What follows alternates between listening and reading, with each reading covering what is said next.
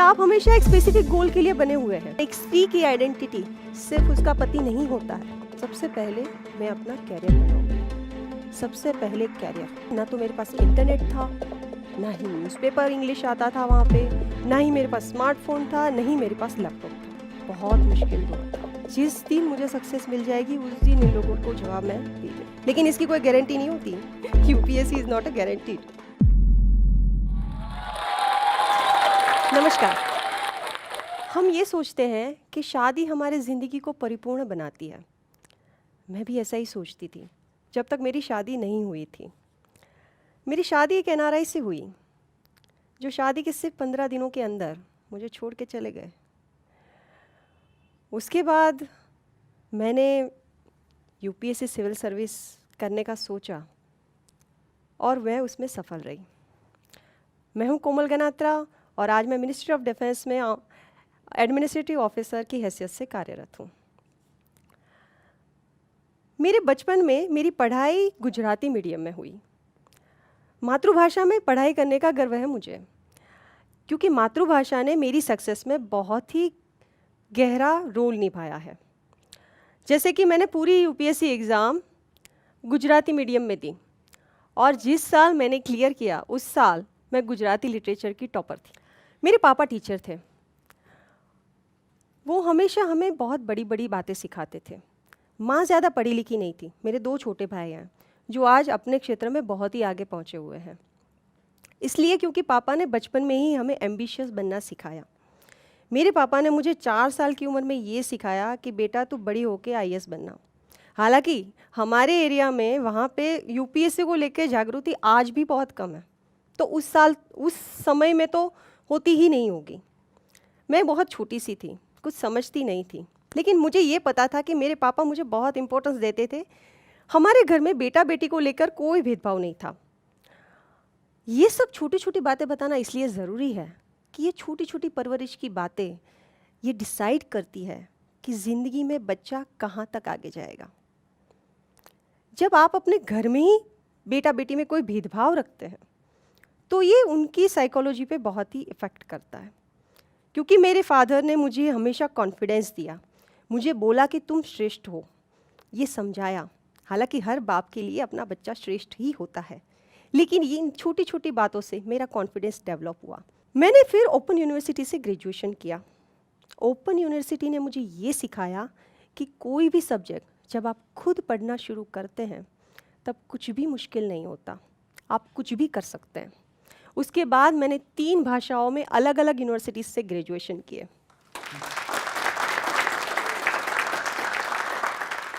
मैंने इंजीनियरिंग भी अपना डिस्टेंस लर्निंग से कंप्लीट किया। क्योंकि मुझे कॉलेज जाने का मौका नहीं मिला था, इसलिए मैं कुछ भी सीखने को तत्पर रहती थी। मैं कहीं से भी कुछ भी मुझे मिल जाए, मैं सीखने को तत्पर रहती थी। महज 1000 रुपये की तनख्वाह से शुरुआत की थी छोटी सी स्कूल में पढ़ाने का। उस वक्त मैं कॉम्पिटिटिव एग्ज़ाम्स की तैयारी कर रही थी। मैंने गुजरात पब्लिक सर्विस कमीशन का मेंस क्लियर कर लिया था। उस वक्त मेरी शादी एक एनआरआई से हो गई, लेकिन मेरे हस्बैंड नहीं चाहते थे कि मैं जीपीएससी का इंटरव्यू दूं। मैंने हालात के साथ सारे समझौते किए। मैंने सोचा ठीक है, क्योंकि उनको न्यूजीलैंड रहना था। उन्होंने बोला नहीं नहीं, ये इंटरव्यू नहीं देना है। मैंने सोचा ठीक है, हालात के साथ सारे समझौते किए, कहीं कहीं से, क्योंकि मैं उनको प्यार भी करती थी। लेकिन क्या होता है जब आपको प्यार करने वाला इंसान आपको छोड़ के चला जाता है, वो स्पेशली जब आपका पति है। न्यूजीलैंड जाने के बाद उन्होंने मुझे बिल्कुल फ़ोन नहीं किया। शादी के महज 15 दिनों के बाद न्यूजीलैंड चले गए थे। उसके बाद मेरी उनसे कभी बात नहीं हुई। शुरुआत में हालातों से समझौता करने की बजाय मैंने ये सोचा कि नहीं, मैं उनके पीछे जाऊंगी, मैं उनको यहाँ लेकर आऊँगी। क्योंकि उस वक्त एकदम से मेरी दुनिया डामाडोल हो चुकी थी। मैं ये बता नहीं सकती अभी कि मैं उस वक्त क्या फील कर रही होंगी। वो इतना बड़ा झटका था जिसको समझाया नहीं जा सकता। उसको समझाने के लिए शब्द नहीं है मेरे पास। इस प्रयास में मैंने न्यूजीलैंड की पूरी संसद को लिखा कि ऐसा क्यों है कि मुझे इस कानून से भी बड़ा ही अचरज होता था कि ऐसा कैसे है कि आपका पति किसी और देश में है और आप उस देश में जा नहीं सकते। मुझे ये बेसिक ह्यूमन राइट्स के विरुद्ध लगा। मैंने पूरी न्यूजीलैंड की संसद को लिखा, न्यूजीलैंड के प्राइम मिनिस्टर ने भी जो मुझे जवाब दिया, सब लोगों ने मुझे जवाब दिया, लेकिन क्या किसी इंसान को फोर्सफुली वापस लाया जा सकता है? और क्या किसी इंसान के पीछे भागना आपकी ज़िंदगी का मकसद हो सकता है? नहीं, कभी नहीं। मुझे समझ में आया कि आप हमेशा एक स्पेसिफिक गोल के लिए बने हुए हैं और उस गोल को, उस क्षमता को आपको पहचानना होता है। किसी इंसान के पीछे भागना आपकी ज़िंदगी का लक्ष्य नहीं होता है। उस वक्त मुझे समझ में आया कि शादी आपको परिपूर्ण नहीं बनाती है और एक स्त्री की आइडेंटिटी सिर्फ उसका पति नहीं होता है, वो खुद अपनी आइडेंटिटी बनाएगी। बहुत सी सामाजिक मान्यताएं होती है, हम समाज में रहते हैं, समाज हमसे बना हुआ है, हम समाज का हिस्सा है, हमें सारी सामाजिक मान्यताओं को फॉलो करना चाहिए। मैं मानती हूँ, बहुत ही ज़्यादा सोशल सिस्टम में मैं मानती हूँ, लेकिन कोई भी सामाजिक मान्यता आपके अस्तित्व के भोग पे नहीं होनी चाहिए। सबसे पहले आपका अपना अस्तित्व, उसके बाद और कुछ। और मैं हमेशा से ये मानती आई थी कि जो होता है वो अच्छे के लिए होता है, लेकिन उस वक्त तो समझ में नहीं आ रहा था कि इसमें अच्छा क्या हो रहा है। बहुत बड़ा झटका लगा था, टेंशन भी था, सिर्फ अपना ही नहीं, मम्मी पापा का भी, क्योंकि उनकी बेटी की दुनिया भी डामाडोल हो चुकी थी। उनको भी झटका लगा था कि एकदम से क्या हो गया हमारी बेटी के साथ। सारे परिवार वालों को, सारे समाज को आप क्या जवाब दोगे, क्या बोलोगे? कहाँ है आपका पति? उस वक्त मुझे लगा कि बचपन में पापा ने जो मुझे सिखाया है वो सपना पूरा करने का समय आ चुका है, और हालात भी थे। लेकिन वो डिसीजन इतना आसान नहीं था।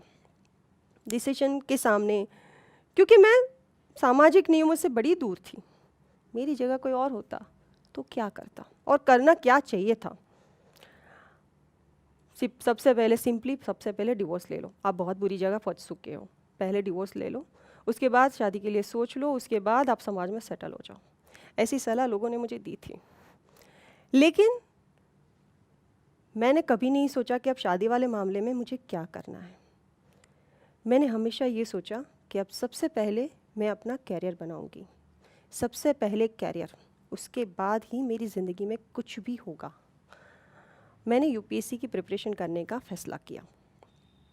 जब फैसला किया, शुरुआत में मेरे पास नौकरी नहीं थी, कोई फाइनेंशियल सपोर्ट नहीं था, तैयारी ऐसे नहीं होती है, लेकिन 2 साल बाद मुझे एक गवर्नमेंट टीचर की नौकरी मिल गई, जिसकी महज तनख्वाह 5,000 रुपये थी। मैं मेरे मम्मी पापा के गांव से 40 किलोमीटर दूर एक छोटे से गांव में रहने चली गई, जहां की बस्ती से 15,000 थी, उससे भी कम। वहाँ पे ना तो मेरे पास इंटरनेट था, ना ही न्यूज़पेपर इंग्लिश आता था वहाँ पे, ना ही मेरे पास स्मार्टफोन था, ना ही मेरे पास लैपटॉप था, मैगज़ीन भी नहीं आते थे। मैं दुनिया के कंपटीशन से बहुत दूर अपनी तैयारियों में व्यस्त थी। मुझे नहीं पता था दुनिया में यूपीएससी को लेकर क्या कंपटीशन चल रही है, मैं वो कंपटीशन देखने के लिए वहाँ मौजूद नहीं थी। लेकिन इसके बावजूद मैंने मेहनत करने में कभी पीछे नहीं रखी। सैटरडे संडे मेरी छुट्टी होती थी, तो उस दौरान मैं 300 किलोमीटर अप डाउन करके अहमदाबाद अपना सब्जेक्ट सीखने जाती थी, हर सैटरडे संडे। मैंने इस एग्ज़ाम के दौरान कोई भी छुट्टी नहीं ली, कभी नहीं। इवन यूपीएससी का मेंस, सिविल सर्विस मेंस, जो एक बहुत ही टफ एग्ज़ाम माना जाता है, 9 पेपर होते हैं जो आपको 4-5 दिन में कंप्लीट करने होते हैं। उस वक्त मेरा सेंटर बॉम्बे था।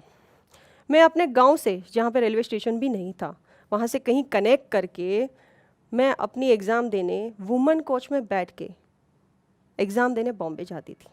पूरी रात आपको बैठ के सफ़र करना है ट्रेन में और सुबह एग्ज़ाम देनी है। फिर सैटरडे संडे एग्ज़ाम देके फिर मंडे को स्कूल में वापस स्कूल में काम करना है, मंडे टू फ्राइडे फिर से काम करना है, फिर से सैटरडे संडे आप एग्ज़ाम देने जाओगे। इस तरह से हार्ड वर्क करके मैं अपनी एग्ज़ाम तक पहुंची। जब दिल्ली में इंटरव्यू के लिए आई तो मैं पहली बार दिल्ली आई थी यूपीएससी का इंटरव्यू देने। वो भी सैटरडे मैंने स्कूल अटेंड किया था और मैं मंडे इंटरव्यू दे रही थी।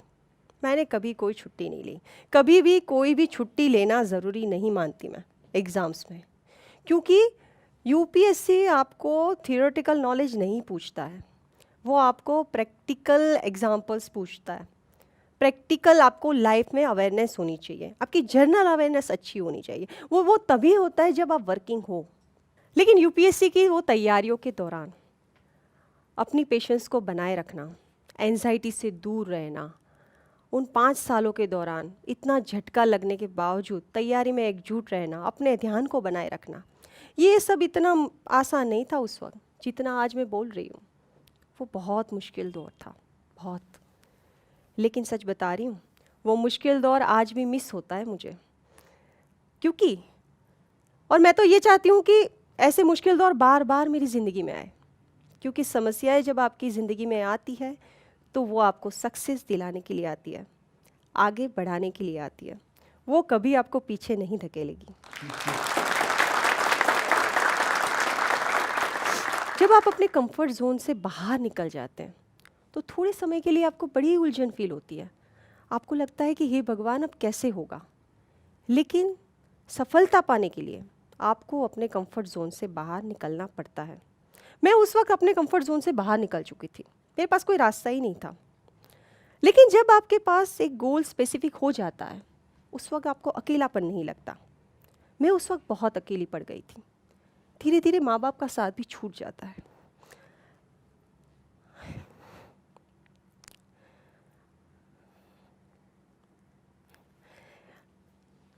कभी कभी मैं सैटरडे संडे भी अपने माँ बाप के घर नहीं जाती थी। मुझे ये भी ख्याल आते थे कि ये लोग मेरे बारे में क्या सोचते होंगे, कि मैं ऐसा क्यों कर रही हूँ, मेरे पति कहाँ हैं। मेरे पास कोई जवाब नहीं था। लेकिन मैं हमेशा ये सोचती रही उस वक्त कि जिस दिन मुझे सक्सेस मिल जाएगी उस दिन इन लोगों को जवाब मैं दे दूँगी। लेकिन इसकी कोई गारंटी नहीं होती। UPSC is not a guaranteed. तो ऐसा क्या था जो मेरे को एकजुट करे रखा, ऐसा क्या था जिसने मेरे हौसले को बनाए रखा। क्योंकि ये सफ़र मेरे लिए यूपीएससी का सफ़र नहीं था, मेरे लिए ये सफ़र मेरे आत्मसम्मान को वापस पाने का सफ़र था। और एक स्त्री जब अपने आत्मसम्मान को वापस पाने के लिए आगे बढ़ती है तो उसको कोई नहीं रोक सकता।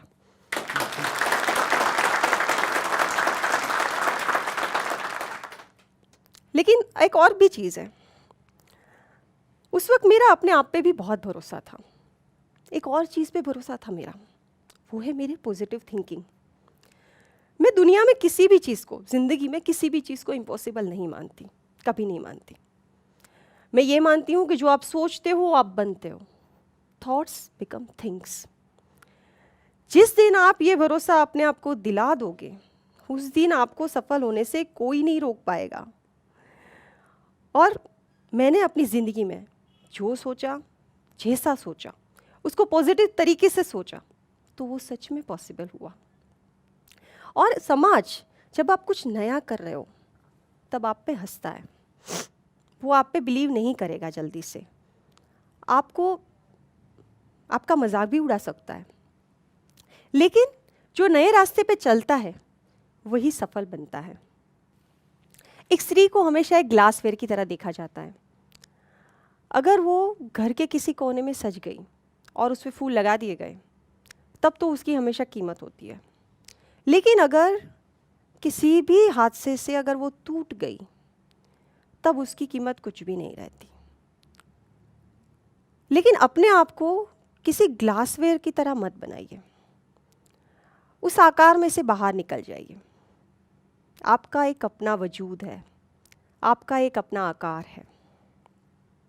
और सफलता पाने के लिए मैं 3 चीज़ों को बहुत ही अहमियत देना पसंद करती हूँ। सबसे पहला डिटर्मिनेशन। आपको डिटरमाइन होना पड़ेगा, कभी गिव अप नहीं करना है। ज़िंदगी में जो कभी गिव अप नहीं करता वही सफल होता है। दूसरी चीज़, हार्डवर्क।